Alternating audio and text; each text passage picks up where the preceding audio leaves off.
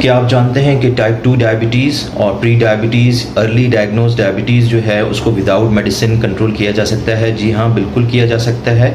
और इसमें dietary factors को ठीक किया जाता है, रेगुलर एक्सरसाइज, स्ट्रेस फैक्टर जो है ज़हनी दबाव वाला, उसको कम किया जाता है।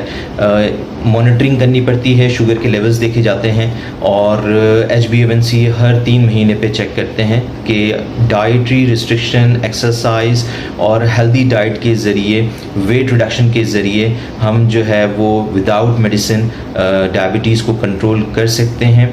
और लेकिन इसमें अहम यह है कि जो पेशेंट है वो ख़ुद भी अपने साथ सिंसियर हो, यानी इसमें फ़ूड रिस्ट्रिक्शन करनी है। अनहेल्दी फूड, जितनी कार्बोनेटेड ड्रिंक्स हैं, जो है स्पोर्ट्स ड्रिंक्स हैं, उनको स्टॉप करना होता है। एक्स्ट्रा सोर्स ऑफ एनर्जी को रिड्यूस करना होता है और हेल्दी फूड को जो है वो ऐड करना होता है। शुक्रिया।